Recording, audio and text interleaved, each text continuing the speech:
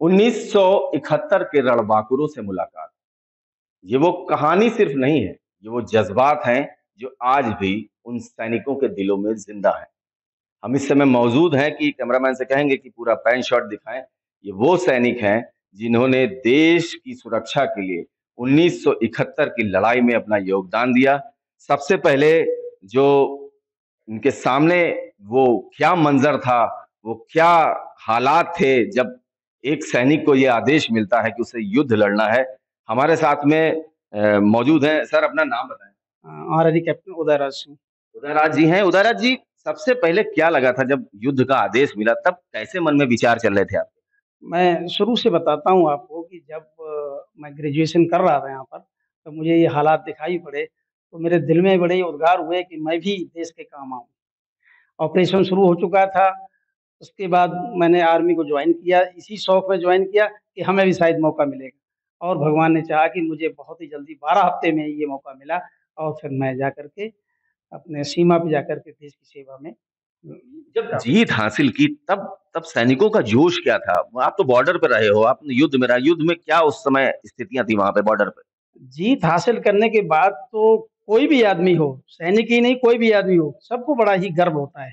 जिस समय 71 में 93,000 पाकिस्तानी सैनिकों को हमने कैद किया, और देखा कि एक जनरल जो वहाँ का आर्मी कमांडर था, वो बैठ करके और हमारे एक आर्मी कमांडर के सामने सरेंडर कर रहा है और अपने जवानों को हथियार डलवा रहा है, तो हम लोगों के तमाम के सीने थे गर्व से चौड़े हो गए। और बिल्कुल, ये गर्व की ही बात है कि गर्व से सीने चौड़े हुए। और सबसे उस समय जो स्थितियां थी, ब्लैकआउट भी हुआ था उस समय। क्या स्थितियां थी उस समय जब ब्लैकआउट ऐसी स्थितियां बनी थी देश के अंदर? देश के अंदर जिसमें ऑपरेशन शुरू हो गया था, तो देश की सुरक्षा के लिए जहाँ-जहाँ बड़े-बड़े संस्थान थे, जहाँ बड़े-बड़े ट्रेनिंग सेंटर थे, बड़ी-बड़ी सिटीज़ थी, एयरपोर्ट थे, उनके जगह पर, ताकि दुश्मन उस जगह को देख सके, ब्लैकआउट की कार्रवाई की गई थी। रात के समय ब्लैकआउट किया जाता था। जो हमारे प्रतीक चिन्ह थे, जो हमारी बड़ी बिल्डिंगें थी, जैसे ताजमहल है, ताजमहल पर पे कवर डाला गया था, क्योंकि दुश्मन का पहला एयर अटैक जो था, वो आगरा तक हुआ था। बिल्कुल, ये रहा था। और निश्चित तौर पर ये जो देश में सैनिकों का बलिदान था, वो आज भी याद किया जाता है। ये गौरवपूर्ण क्षण थे जब 1971 में बांग्लादेश बना और भारतीय सेना ही ने जो है पूर्वी पाकिस्तान पर जो हमला करके उस पर भी जीत हासिल की थी। हमारे साथ कुछ और सैनिक हैं, मौजूदा हालात में बात करेंगे। जिस तरह से एक कायराना आतंकी हमला हुआ है, और अब किस तरह से देख रहे हैं, क्योंकि पाकिस्तान भी अटैक की फिराक में होगा। किस तरह से इस ऐसी स्थितियों में सेना किस तरह से निपटती है? ऐसी स्थितियों में सेना मॉनिटरिंग करती होगी। मॉनिटरिंग करती है, और मेरे को बड़ा गर्व होता है, और मैं तो खुद जाने को तैयार रहता हूँ कि ऐसी जगह जाऊँ, अपना योगदान करूँ। रिटायरमेंट के बाद भी आज ये जज्बा हाँ, जिंदा है। मेरा अभी भी जज्बा है कि मैं जैसे ही सुनता हूँ, मेरा एकदम वो, और मैं जाने के लिए तैयार हो जाता हूँ। क्या नाम है सर? हवलदार धर्मेंद्र। हवलदार धर्मेंद्र जी से बात हो रही थी। आप सर, क्या नाम है? आरपी सिंह। आरके सिंह जी, क्या स्थितियां बनी थी उस समय, क्योंकि आप लोगों ने देखा है 1971 के आसपास का सुना था, और सेना में भी काम किए, जम्मू कश्मीर भी पूरे उसमें गए होंगे। तो क्या लग रहा कि कितना एक कायराना हमला था कि ये सैनिक जो है इस तरह से मारे गए? हमारे टूरिस्ट थे वो भी मारे गए। जी, जी। ये पाकिस्तान की कायराना हरकत तो है ही है, और ये सब लोग बहुत बुज़दिल आदमी है। कभी भी आप उसी से देखिए कि 71 में 93,000 सैनिक उनके हमने कैप्चर कर लिए थे, और हर समय वो ऐसे करते हैं। और जबकि मैं जानता हूँ कि इस समय जो देश बहुत ही मजबूत हाथों में है, और प्रधानमंत्री मोदी के नेतृत्व में हम लोग इसमें बहुत अच्छी विजय प्राप्त करेंगे, अगर लड़ाई शुरू हुई तो। निश्चित तौर पर देश पूरी तरह से तैयार है, और अगर पाकिस्तान इस तरह से अगर कोई हमला करता है, तो उसका माकूल जवाब देने के लिए सेना भी तत्पर है। हमारे साथ कुछ और लोग मौजूद हैं। सर, क्या नाम है आपका? हवलदार रज्जन सिंह। सर रज्जन जी, ये बताएं कि जो स्थितियां हैं, अब आज के देश को, युवा को क्या संदेश देना चाहेंगे कि वो किस तरह से जो है देश की सुरक्षा में? ये तो सर जो है नहीं, मनो ऐसा करना चाहिए जो दोबारा ये चीज आए ही नहीं। हमारे जो है मनो 71 की हो या 65 की हो, मनो सबसे ज्यादा आदमी इंडिया के मरते हैं बॉर्डर पे।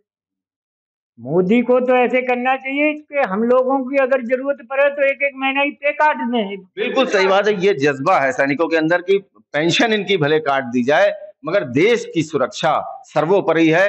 निश्चित तौर पर ये जो जज्बा है, ये सैनिकों के अंदर आज भी जिंदा है।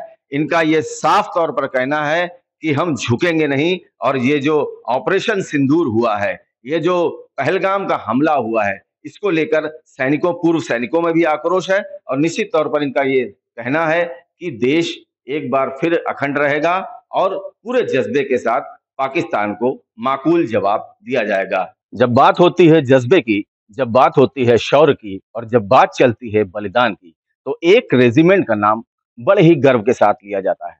हम इस समय मौजूद हैं सिख रेजिमेंट, जो कि फतेहगढ़ फर्रुखाबाद का एक गौरव है।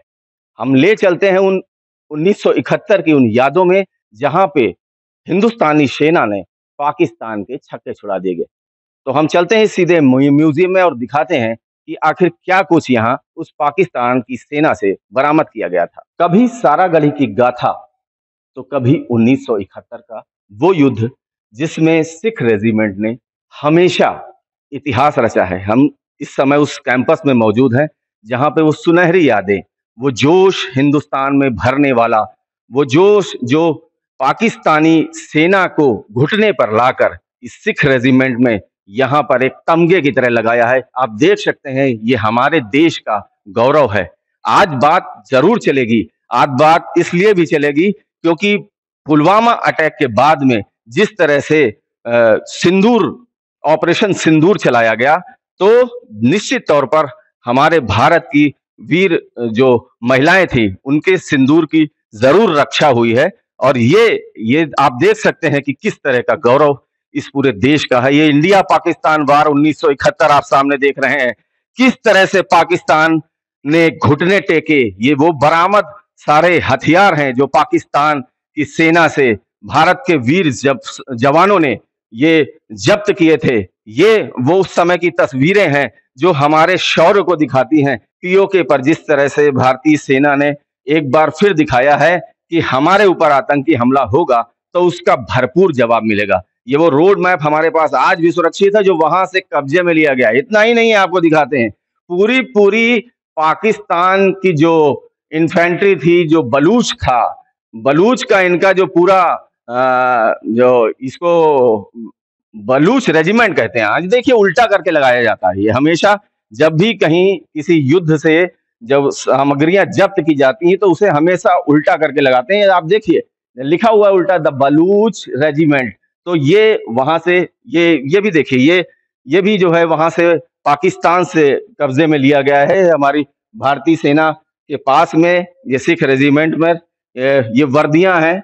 ये वर्दियां भी जो है यहाँ पे मौजूद है। और ये आप देख सकते हैं कि ये कुरान शरीफ है कि किस तरह से यहाँ पे सहेज के रखी गई है। पाकिस्तान से ही जब सर्च ऑपरेशन चल रहे थे उस समय ये कुरान शरीफ मिली थी, और कुरान शरीफ को आज भी सहेज कर रखा गया है। ये Parbat Ali 10th battalion of Sikh light regiment की द्वारा जो है इसको सुरक्षित किया गया और इसको सम्मान के साथ रखा गया है। और साथ ही आप देखिए कि किस तरह से जो अस्त्र हैं ये पाकिस्तान के ही हैं और इनको इस तरह से यहाँ पे रखा गया है। ये जो टेलीफोन यूज होते थे उस जमाने में, ये वो हैं। तो निश्चित तौर पर ये एक गौरव गाथा है और आज इसका महत्व बढ़ जाता है। आप देखिए किस तरह से ये पूरा मैप है 1971 के वार का, और किस तरह से सिखलाई commandant by lieutenant colonel DPS Kadyan, और इनके साथ ही साथ जो इंडिया का मैप है वो भी दिखाई दिया गया है। जो सुपर हीरोज थे उस समय वो नीचे सारे नाम लिखे हुए हैं कि the heroes of the martyrs. तो आप ब्रिज सेंट सिंह हैं, और उसके साथ ही साथ एच.सी. पाठक जी हो गए, मेजर रवि कुमार हो गए, आज भी इनका नाम प्रीतम सिंह हो गए, सवन सिंह हो गए, एच.पी. नैयर, इन सब का नाम आज इतिहास के पन्ने में दर्ज है। उस शौर्य के तहत दर्ज है जो शौर्य की गाथा हिंदुस्तान ने रच दी पाकिस्तान के अंदर। ये 1971 की बात इसलिए भी जरूरी है क्योंकि उस समय 93,000 सैनिकों ने हिंदुस्तान के सामने घुटने टेक दिए थे। यही नहीं, जनरल जो थे उन्होंने भी समर्पण किया था, और आत्मसमर्पण के लिए जय मानेकशॉ का नाम हमेशा याद किया जाता है कि उनके सुपरविजन में किस तरह से एक बड़ी सफलता मिली और आज ये बातें जरूर चल चुकी हैं, क्योंकि हिंदुस्तान ने जिस तरह से अब एक बार फिर आतंकी ठिकानों को निशाने पे लिया है, तो उसके बाद ये जो गौरव गाथा है, ये हिंदुस्तानियों के अंदर जोश भरती है। अमर उजाला से प्रसून शुक्ला, डिजिटल के लिए।